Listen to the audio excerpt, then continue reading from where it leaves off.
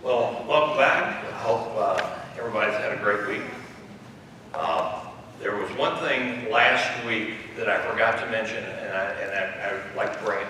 When I was talking about wills and powers of attorney and all those sorts of things, one of the things I would suggest when you're going to that is to use an elder care lawyer. They are the folks best trained to understand all the intricacies of that process. Now, I do have a good friend who is an elder care lawyer, and she has told me that you can go and buy software that will do your wills, or you can do it on the internet. That's not a good idea. The problem comes in that each state has specific languages that they expect to have in those wills. And if they don't have those specific words and language, then they're not effective. And like she said, you can do it on the internet. She didn't recommend that. She says you can also go on the internet and find out how to do your own appendix. And she didn't recommend that either. But they understand more specifically all the intricacies of aging and how all that works with finances and wills and powers of attorney and medical powers of attorney and inheritance and all those strange and wonderful things. And many times a trial lawyer or another kind can write a will, but they're not the worldwide expert on all the intricacies of that. Well, tonight we're going to talk about taking care of yourself. And I'm pretty sure that no one ever anticipated becoming a caregiver. I suspect, like me, just one day you became one. Most folks find out they're going to be a caregiver at 3 in the morning when they get a call. Mom's had a stroke, she's in the ER. Come now. And frankly, caregivers are getting a little tired of being told to take care of themselves. It's easy for someone who's not in the trenches to say it. But it's real tough for somebody out there fighting the war to get it done. It's just almost impossible. They get a lot of advice, but no real-time help and support.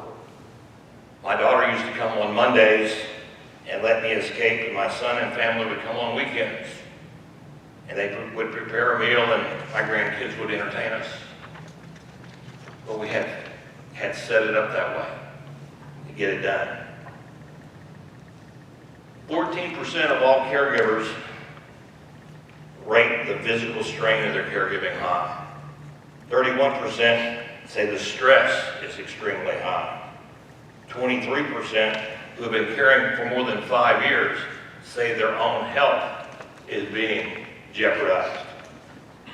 The emotional toll on caregivers is high, but there's also a toll on the families as well. I've recently spoken to a friend whose sister is caring for her mother with Alzheimer's. And she is really apparently a real tough case. He's concerned that his sister's husband is going to get so frustrated with it that he's going to leave. That's how tough it is if you don't have support. The longer you work, the longer the less you seem able to make time for yourself and your family. Basically, your life shrinks down to taking care of the daily feedings, bathings, toileting. And it's normally not unusual for a caregiver to forego medical care for themselves while they may be going 3 or 4 times a month with their spouse or their parent to the doctor's office. Many say that they age prematurely. I don't know how true that is, but I'm only 39.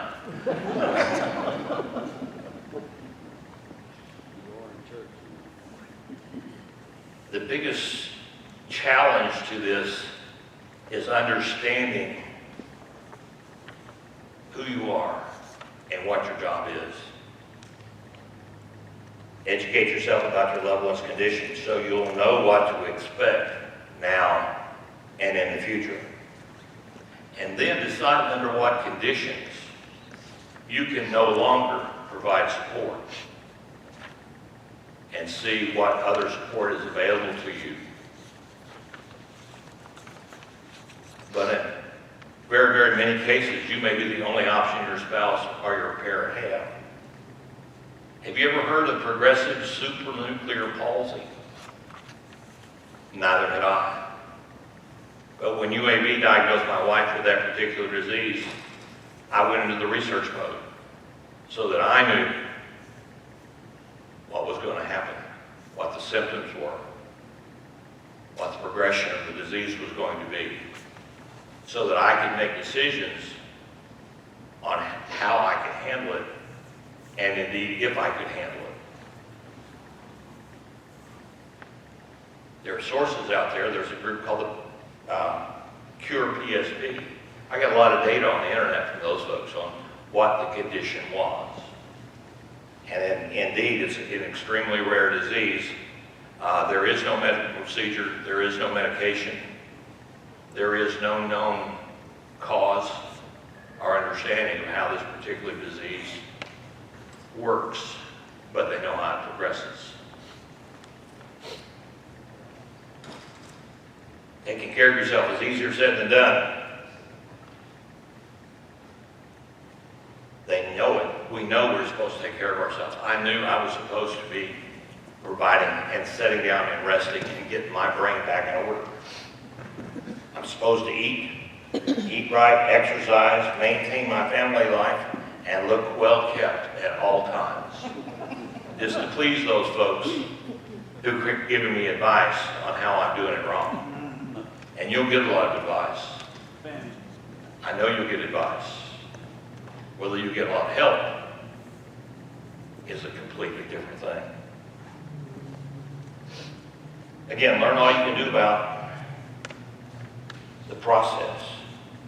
Don't confuse doing with caring. Recognize your loved one will benefit from remaining as independent as possible for as long as possible. Resist the urge to do everything for them and encourage them to participate in the daily routine. To keep the stress down by planning and managing the process. Taking care of yourself is not selfish. I know a lot of folks won't ask for help because I'm supposed to be helping mom. And if I bring somebody else in, I have failed. Not so. You need to stay healthy and strong through this process. Caregivers are often the casualties and the hidden victims. No one really sees the sacrifices they make. I've seen a sign that says, it's not always the leaning tree that falls first. If you don't properly care for yourself, you may not be able to complete the task.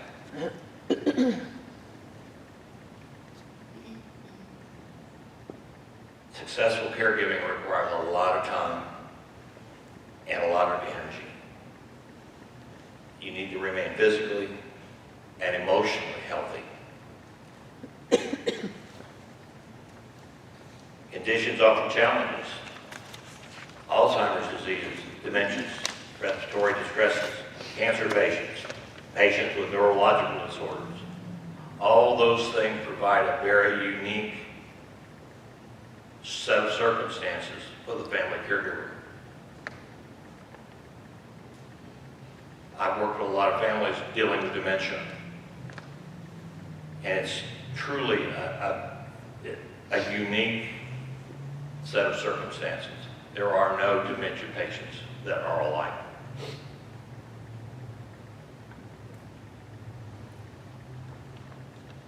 Alzheimer's disease, caring for the person, forgetful, functional decline, psychosis and agitation, restlessness and insomnia, confusion. There's a book out there entitled Learning to Speak Alzheimer's.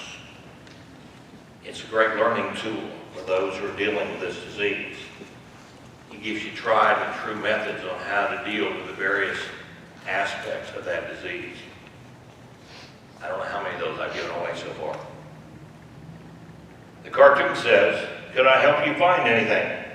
I'm looking for a lightweight navy blue jacket. We don't have anything in navy blue, but we have a nice dark gray. Are my car keys in the pocket?"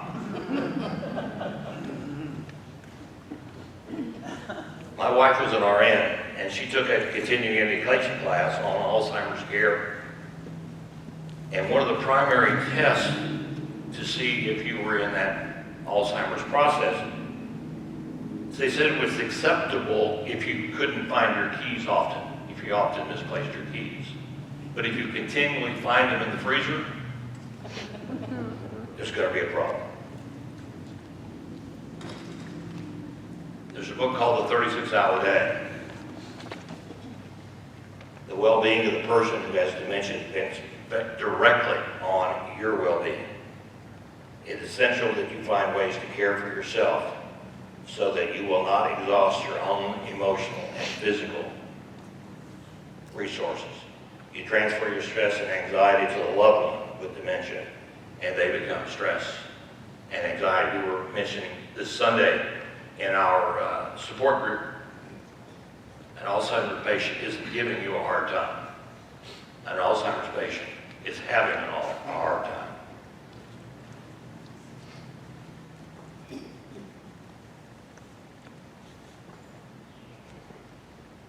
Get plenty of rest every day. Good luck. Be sure to keep all your medical appointments. It's important that you stay as healthy as possible. Maintain a healthy diet so you always have enough strength and energy to get through the day. With so many activities surrounding the care of your spouse or your parent, when was the last time you went to the doctor? Have you put off going to the doctor because you had to care for mom? Until recently, I had not had a cardiac eval in over 4 years because I was caring for my wife. I didn't have time to go to the doctor. It says here that rice cakes are healthy, low-fat, and very few calories. Roz, crumble a rice cake on my hot foot Sunday, will you? I'm pretty sure this isn't the healthy diet they're talking about. But I also know that I couldn't live without my ice cream.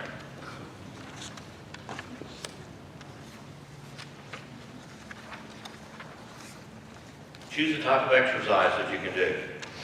When my wife and I were taking care of my mom, she would get up before mom got up and go to the gym. When my mom went to bed, I got up and went to the gym. But it kept us on an even keel. It kept us moving along. It kept us on top of the game. Now, when my wife was in her final months, I couldn't go to the gym. Now, last year, I gained a little over 30 pounds.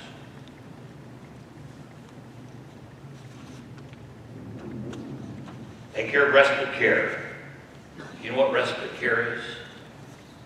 A lot of folks don't know. That's having somebody come in and say, I'll be here for the next 2 hours. Go somewhere. Taking an opportunity to sit back and just relax, knowing that there's somebody at home taking care of your loved one. My church in Florida put together a group of ladies who came to stay with my mom. Allowed my wife and I to go on a very short 3-day vacation. Another friend volunteered to stay with my wife on Wednesdays in the last months. She would come at 11 o'clock, and I could go anywhere I wanted and come home when I wanted to. It was quite a blessing.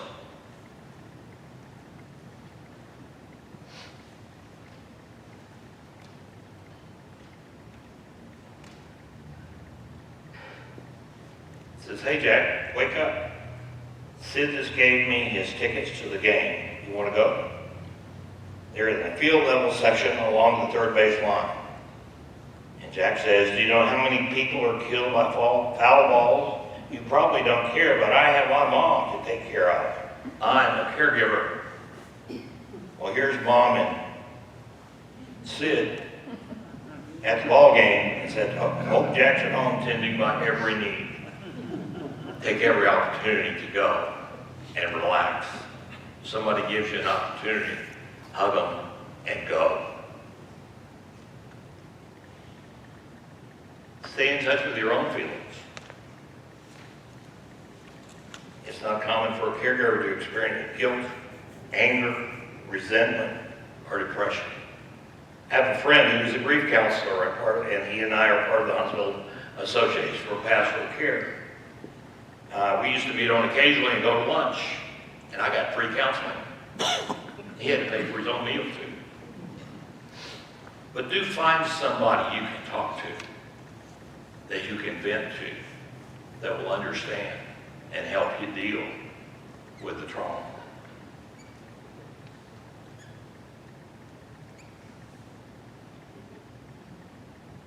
We need to be aware of our own stress level and seek medical help before we go postal. The additional demands and responsibilities of caregiving are going to take your life away, and they're going to impact your life and your family life. And if you're still employed, it's going to take your work life also.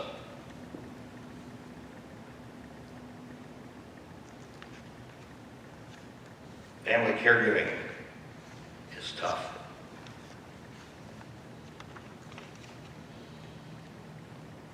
Taking care of yourself involves time away from your loved ones, time away from caregiving, time for yourself, doing things you enjoy.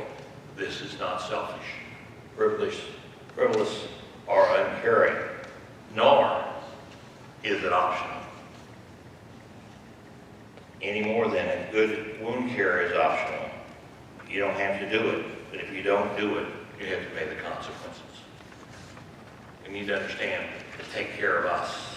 The caregiver. Last week we talked about taking care of our mom or our loved one.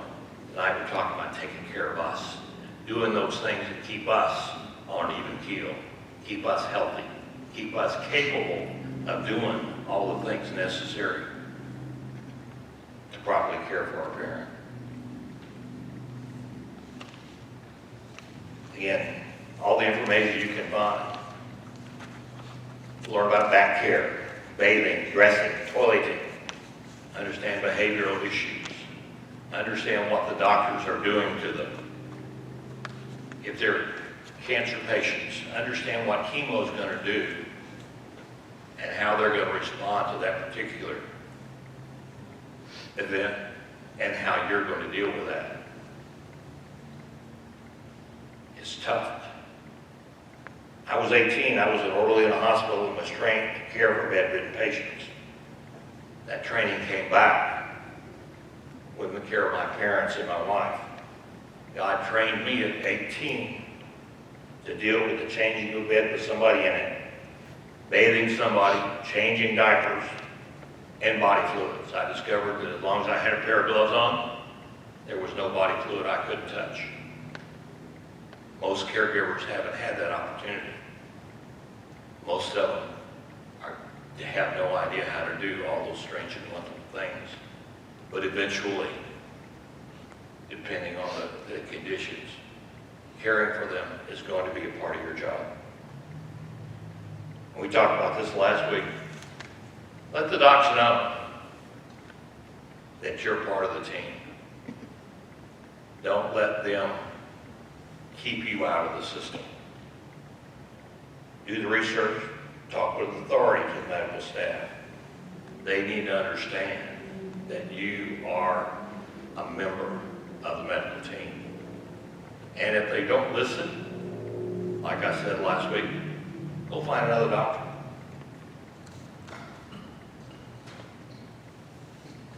Life shrinks down to a focus of getting through the day's feeding, toileting, and pill doing.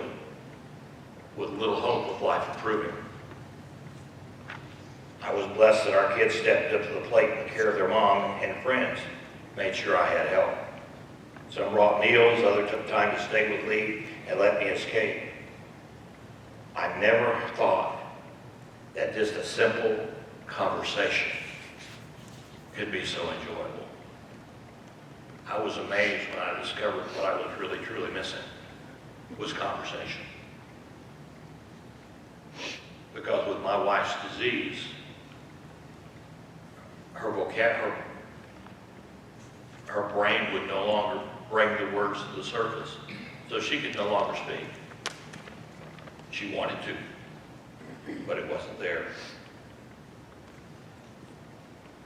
Feeling isolated alone, 78% of the caregivers feel they need more help or information. And family conflicts often present problems. Usually, if one person in the family does the majority of the caregiving. I told somebody once when I was caring for my wife, our dog went out more than I did. In far too many instances, somehow siblings disappear when it's time to provide care, or finances, or any type of support. I have a friend in Indiana who was caring for her mom. She had two brothers that lived out of state. Mom had Alzheimer's. The two brothers did not believe the mom had Alzheimer's because they could call her and talk to her for 20 or 30 minutes and she could carry on a reasonable conversation.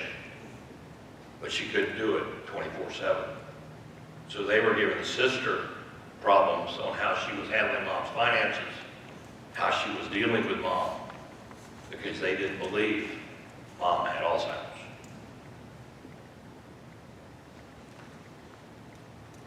Where can we find help? First, I'd suggest a family meeting. This may be the toughest of all the things we're going to talk about. But getting everybody sat down and start a discussion is a tough job. I had it easy. My kids understood. I'm sure that there's some out there who are still fighting. Make a list of the tasks you can do and those you can't do or simply don't want to do. Identify potential helpers and tasks and create a list for those who can help and what they're willing to do. Check out resources in the community. There's lots of things here in Madison County that are available to us. There's a group called Alabama Lifespan Respite. It's a group, and they provide grants to the caregiver so that you can hire someone to come in and care for your loved one so you can take time off. I did that on 2 different weekends. I hired my daughter to come. So I paid my daughter to do it. But it allowed me to get out of town for a night, for Friday and Saturday. But they provide grants to the caregiver. And they also provide support also to the caregiver.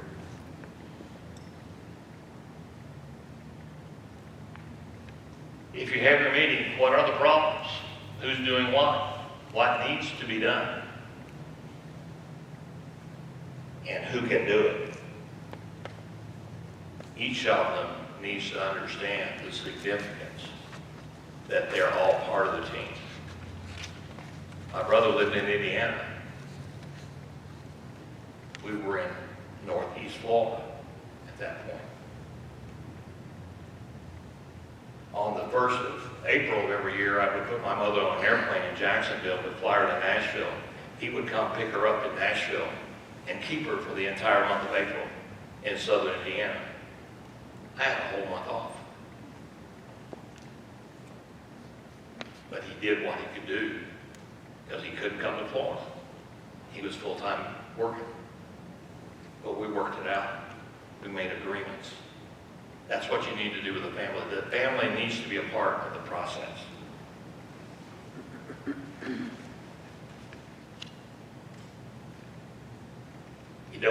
on esteem, your parent or your spouse is completely dependent upon you and probably extremely resistant to change.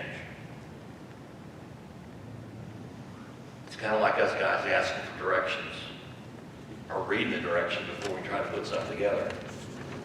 You cannot continue to deal with life as it comes in order to maintain your sanity and your health. There are a lot of folks, the Caregiver Space, Caregiver Coalition, Caregiver Action, Family Caregiver Alliance, Rosalind Carter Institute, the Alzheimer's Association, all these have materials and support for the caregiver. Many have chat rooms that allow you to ask questions on care. Others have free resources. Look them up. If you look on Facebook, if you're on Facebook, there's a group on there called Comfort for Caregivers Seminar. That's my seminar. And I put articles and things on there that apply to caregivers. If you'd like to be a member, go on that one and send me a request to be a member. And for $300-400, I'll let you do that. Is there a grant we can get? No, you owe me. You've got my recipe. You got the sauce recipe. So you're already on. You're already on. How can your local community help? And by local community, I mean, what can your church do? I've suggested that churches start a Sunday school class for caregivers. I have questionnaires out on the table back there. On one part of it is, I'm a caregiver, I need this help. On the other side it says, I can provide this help. I also suggest like I say, a Sunday school class. Now, it's not going to be a Sunday school class or a class that everybody's going to be able to attend because they're all caregivers. But it gives you an idea of who's out there, who needs support. What I discovered was, in too many cases,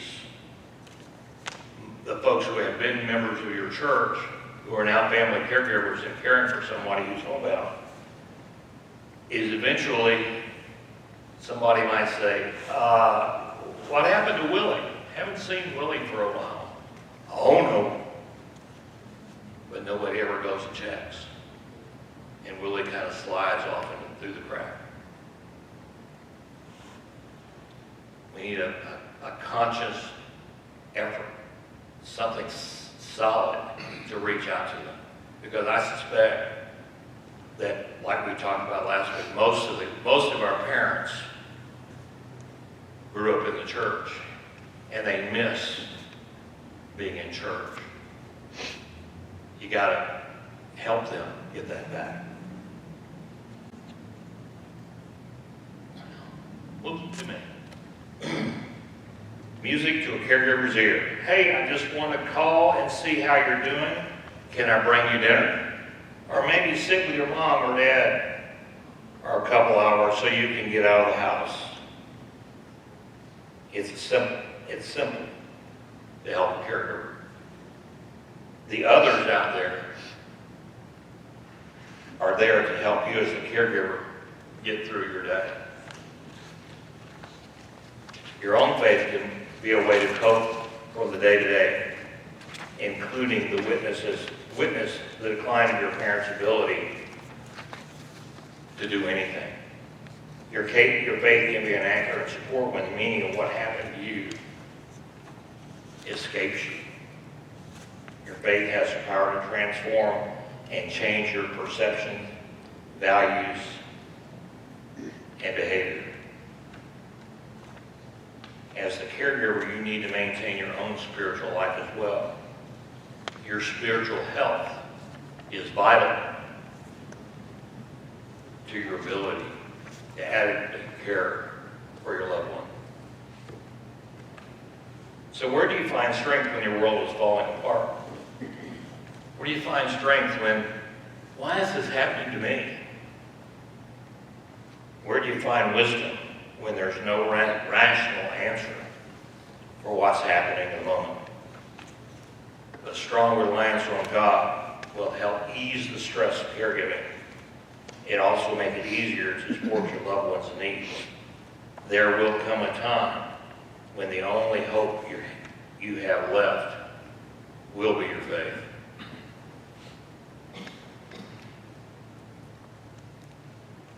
A steady dying to being bombarded with the needs and demands of caregiving can make even the most experienced of caregivers question their sanity. Your faith will help you to deal with the turmoil and the uncertainties of caregiving. Trying to make sense of the aging process and the loss of health of your parent or spouse, you will begin to question your sanity. I can guarantee it. I'm a prime candidate.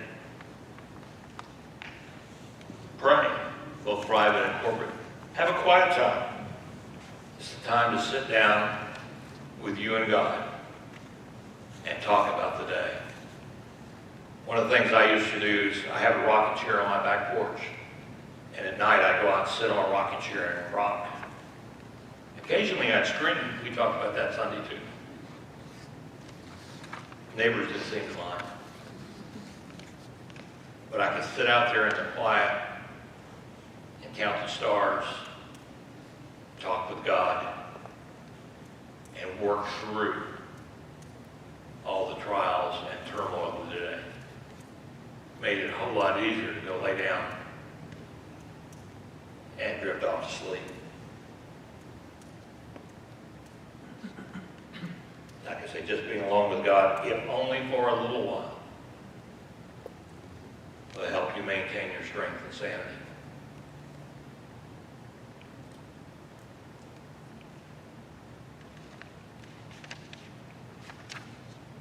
Rejoin the faith community in Bible study and corporate worship if you can.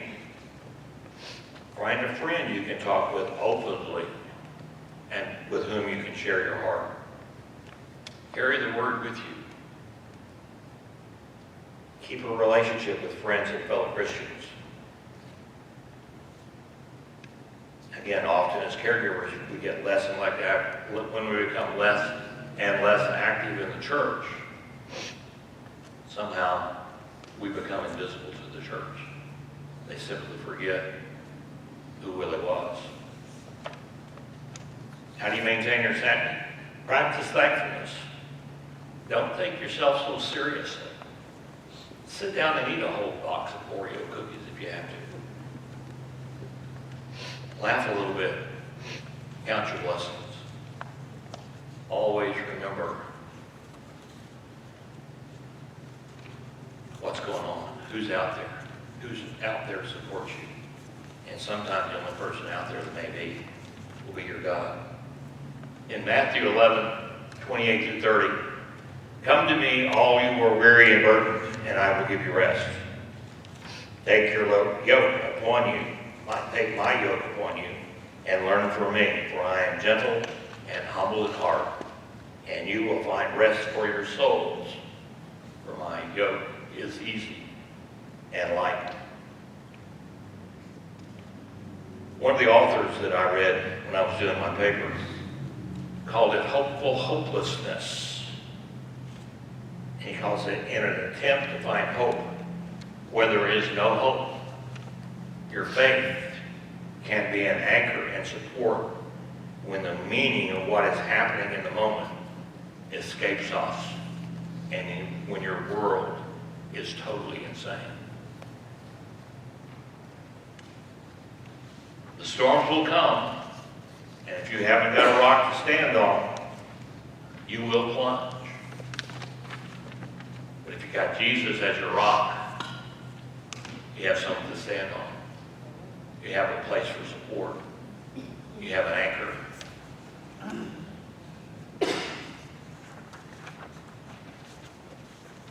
As a caregiver, you are invaluable to our society and your family. We talked about it last week. If the healthcare system had to pay for all the support that we provide free, the healthcare system would pay. And just as an aside, the fourth Sunday of the month at 2 o'clock. Miss Gracie over here has a support group. We had 9 Sunday. We broke up about 3:30. Yeah. Probably could have lasted until 7:30 or 8 o'clock. But I think everybody there went home smiling. But everybody there was either a caregiver or has been a caregiver. So I would suggest if you have anybody who knows who needs that, Miss Gracie will always be there for you. Well, that's everything I have. Any questions? Yeah. Just before you wrap up, I want to let everyone know how thankful we are for you being here. Or I want us all to tell you that. But then also to let you know, if you've not had a chance, if you want to give a little love offering to Dr. Willie, there's a basket out there on the table by the sun up. You can leave something weird. We've got a little gift we're going to give you in addition to that. Thank you. But that's just for, you know, I appreciate that. Thank you. It reminded me though of, there's a book, and it's kind of become a philosophy. You have to put on your own oxygen mask first. You know, in an event of a plane crash, put your own mask on first, because you can't help anyone if you're not taking care of yourself.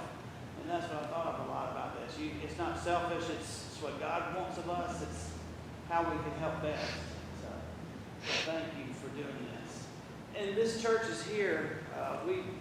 We don't always know medical answers to things, but if you just need to talk to someone, and I don't mean just myself, I would love to speak with you or pray with you, but oftentimes the best counseling, if you will, comes from the secretary or our administrative assistant, whoever's walking around. If you just see Marty outside, you know, our staff in our congregation. But let us know, because we don't just know unless somebody tells us. We kind of have to find this information out. Yeah. Thank you for being here. And, My pleasure. we hope that you can be with us whenever you can. Anytime. I'm also teaching at Madison Methodist on the 13th of the ladies group. But I'd like to just do one more scripture for you. We read it last week, 2 Corinthians 1, 3-4. Praise be to God and Father of our Lord Jesus Christ, the Father of compassion and the God of all comfort, who comforts us in all our troubles, so that we can comfort those in any trouble with the comfort we ourselves have received from God. And I suspect if I ask how many of you have ever received comfort from God, get everybody raise their hand. So since we have received comfort, it's our job, and it's biblical. We ourselves have received from God. We are to comfort those in any trouble we have. God hasn't created us to make us comfortable. He has created us for us to be comforters. So that's where we need to be. And that is the basis for my whole seminar. Thank you. I appreciate your time.